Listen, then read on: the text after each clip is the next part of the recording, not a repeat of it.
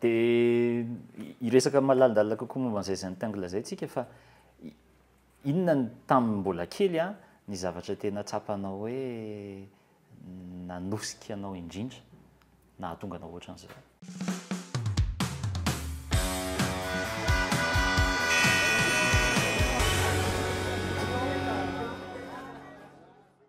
Zavatra tamin'ny mbola kely nanosika anay indrindra dia izay nisy fotoana niaraka mipetraka tamin'ny dadabe anay, dia izy dessinateur industriel. Dia izy izany manao plan ana trano dia manana matériel ana teknika be dia be. Dia hitako hoe anisan'ny niatire anahy ilay izy a sy ilay resaka fahatoniana eo am-panaovana sary. Rehefa manao sary izany ianao a dia mipetraka dia raisinao ny fitaovana dia mangina dia afaka eo ianao mandritra ny adiny valo dia manao sary eo. Dia hitako ihany koa hoe anisan'izay nazahoako ny resaka précision sy ny perfectionnisme anatin'ny zavatra ataoko noho izay dadabe anay hoe dessinateur industriel izay. Dia na ny œuvrako amin'izao ara izany dia tena misy précision sy teknika be mihitsy ary tena tiako no milalao an'izay zavatra izay. Misy idiran'ny toetra sy ny fiainanao ve ny œuvre izay ataonao? Ie, tena misy idirany tokoa ary izay indrindra raha nanaovako ny zintingle ohatra. Satria tsy nanana patience mihitsy ny taloha fa ao anatin'ilay manao sary a tena tsy hitako ny fotoana mandeha. Dia ahoana moa ilay fanontaniana? Ie, misy idiran'ny fiainanao a sy ny zavatra ataonao hoe misy relation ve ny zavatra ataonao sy ny fiainanao manokana? Ie, tena misy relation satria tena mampatony anahy ilay izy. Zavatra ataoko ny sary ataoko izany a dia rehefa mijery anazy a dia matetika ianao mahatsapa atao hoe fitoniana. Dia ao anatin'ny manao sary, ao anatin'ilay manao sary iny a no mahazo an'izay atao hoe paix intérieure. Conseiller olona ve ianao hoe hitanao raha ohatra olona efa kizitina na manana problème matetika dia afaka conseiller ve izy hoe manaovy ianao sary? Tena conseiller tafiditra ao anatin'ny resaka art thérapie moa izay zavatra izay. Tena conseiller ary indrindra ny zintingle satria fomba anankiray fanaovana sary tsy misy attente, tsy misy jugement fa maka fotoana anankiray izany ianao a dia mipetraka dia manao sary dia avy eo rehefa vita iny fotoana iny dia mahazo manana création anankiray ianao. Dia tena tsapako hoe hatramin'izay atelier nomeko tena faly foana ny olona isaka ny mahavita zintingle anankiray. Iresaka momba ny zintingle ary tsika mba tantarao kely inona marina atao hoe zintingle zany? Ny zintingle dia fomba fanaovana sary anankiray avy any États-Unis ihany izay nanaovako formation manokana mihitsy ny fomba hizarana anazy. Méthode de dessin méditative izy ary atao ampitoniana anaty fitoniana. Izany hoe ny olona tsirairay avy izany mi-explorer ny créativité-any any anatin'io fanaovana sary io. Dia afaka atao en individuel izy afaka atao en groupe ihany koa. Dia ny anjarako manokana ao anatiny dia miguider. Tsy tena hoe mampianatra izany fa mizara. Dia namorana ny atelier atao hoe zara zen. Izay indrindra hoe mizara zen, mizara ampitoniana, mizara fitoniana. Dia nefa ihany koa mahavita hoe mamorona zavatra anankiray izany ianao amin'ny fotoana io. Dia inona avy izany izao no tena hoe tanjona matetika fataon'ny olona rehefa manao zintingle izay ankoatran'izay hoe fitoniana izay? Justement ilay hoe tanjona tsy voatery misy tanjona daholo koa ny zavatra rehetrarehetra fa iainana ilay fotoana ankehitriny ary izay no tena zava-dehibe ao anatin'ny sy apetrako matetika izany hoe fotoana anankiray ahafahana miaina, ahafahana tsy mieritreritra zavatra be, tsy voatery hoe misy tanjona goavana be fa fotoana anankiray izany tena hoe ahafahanao milâcher prise sy micréer. Dia izay no tena zava-dehibe ao anatiny. dia le izy ve inona daholo ny materiel ilaina raha nomboka an'izany zentangle zany? Matériel de base farak'izay tsotra indrindra.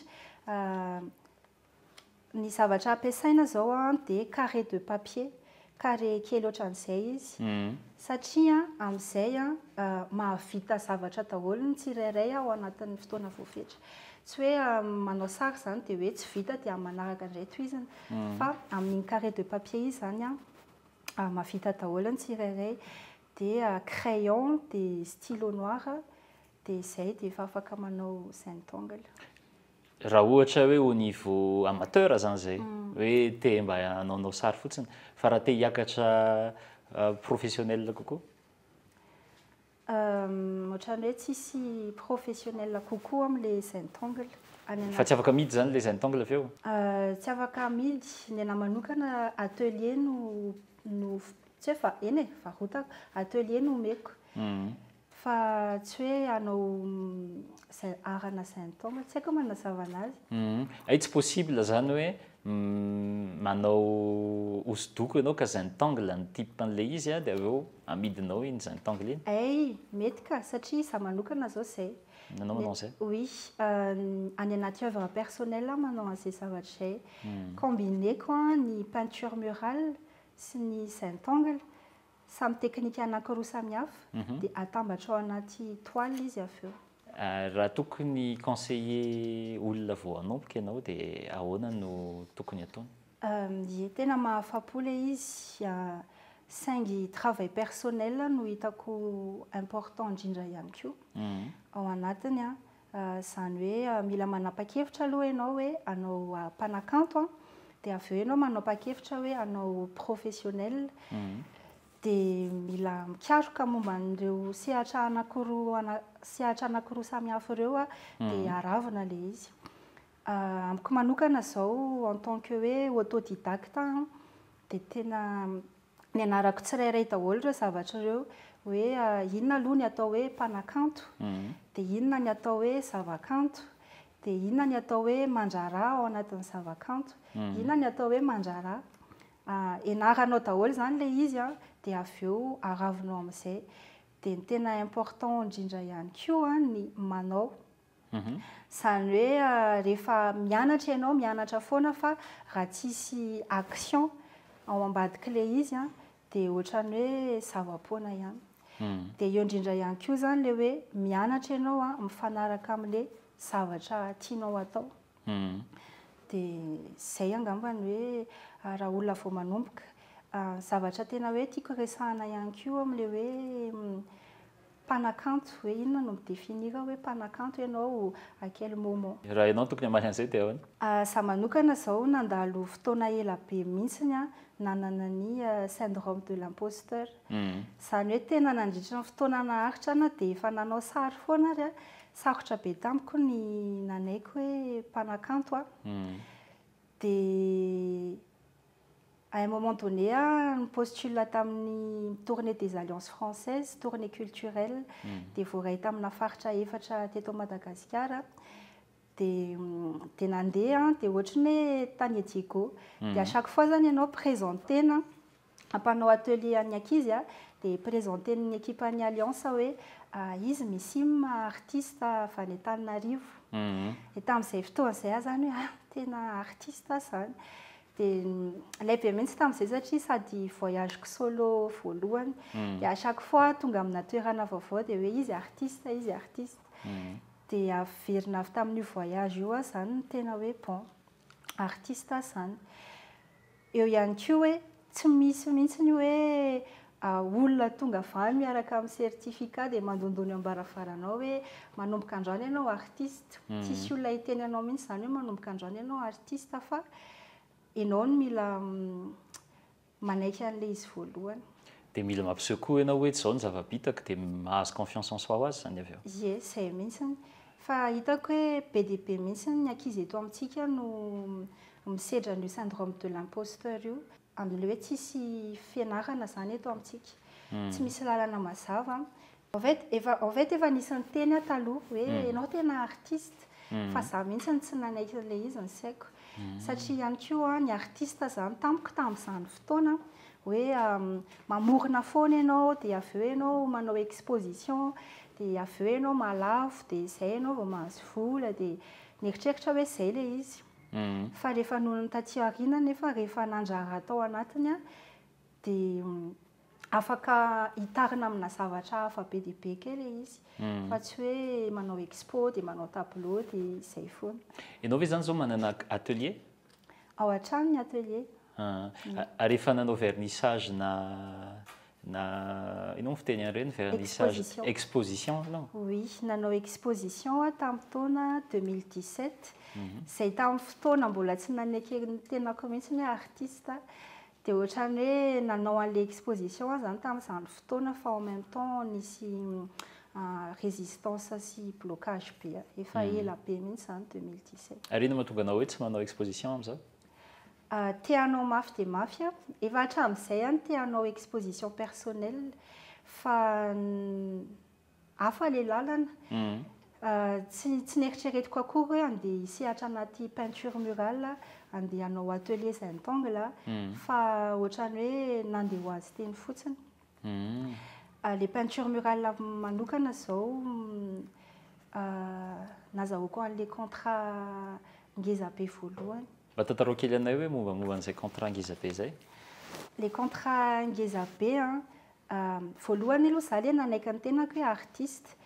Tao aorianan'izay dia hitako hoe nanomboka nisokatsokatra kokoa ny lalana zany. Tamin'ny taona 2024 nisy nicontacté tao amin'ny TikTok hoe izay ozy izy manana entreprise dia tianay ho asiana ny peinture murale anao. Dia ilay izy hoe tao amin'ny TikTok izay zany dia mbola tsy tena hoe nieritreritra hoe sérieux be ilay izy fa ohatran'ny nieritreretiko ohatran'ilay hoe bouche à oreille dia tonga fotsiny mandoko sy ny sisa. Dia vao niala bus dia vao hitako avy lavitra ilay toerana dia ozy izy hoe tena zavatra hafa mihitsy ity. Dia niona tamin'izareo tao zany nandinika an'ilay trano dia mijery an'ilay izy dia ao an-tsaiko zany efa fantako hoe tena zavatra hafa mihitsy ity et c'est le moment de faire les choses bien, de mettre en pratique ny zavatra nianarana rehetra hatramin'izay. Dia avy eo tamin'izany ka nandefa devis zany ianao dia tsy mbola nanana portfolio akory fa tena hoe devis fotsiny. Dia teo zany nanontany tena hoe raikitra ity fa mila miova fomba fanao hoe inona amin'izay zany ny atao hoe professionnel ao anatin'ity domaine ity. Dia nikaroka be zany ohatra hoe inona zany ny base ny professionnalisme, resaka respect, fanajana fotoana, fanajana olona, fanajana an'ilay toerana iasanao, fanajana ny tenanao sy ny fanajanao an'ilay asanao. Dia nikaroka be ohatrany hoe rehefa mandoko taloha dia resaka hoe tapatapaka tavoahangy no andeha asianao loko. Fa nitady hoe inona matériel tsara indrindra, asiana protège sol, manao combinaison, zavatra be dia be ohatr'izany. Tsy nanana hoe nisy tatary tamin'izay fotoana izay. Fa teo zany tena nanikaroka be dia hitako daholo hoe izao mila atao, izao mila atao, izao mila atao. Dia tadidiko tsara nanomboka niasa tao zany izay dia isaky ny misakafo atoandro na pause dia izaho moa miara-miasa amin'ny cousin-nay izy no miassiste ana rehefa mandoko. Dia izaho miteny anazy foana hoe ataontsika amin'ny lehibe mihitsy ity dia jerenla tsara fa avy eo tsika miakatra any amin'ny premier étage, dia avy eo tsika hiakatra any amin'ny deuxième étage, dia avy eo ataontsika koa ny façade hoe ataontsika amin'ny lehibe dia jereo fa izay ny zavatra hitrangy eo. Ohatrany hoe mandrevirevy fotsiny miresaka anazy an'izay zavatra izay. Dia tena izay tokoa nefa nitranga? Dia tena izay tokoa no nitranga. Vao vitanay ny rez-de-chaussée dia tena afa-po be ry zareo. Dia ozy izy hoe aleo ataonareo koa ny any ambony, aleo ataonareo koa ny any ambony manaraka, dia aleo ataonareo koa ny façade.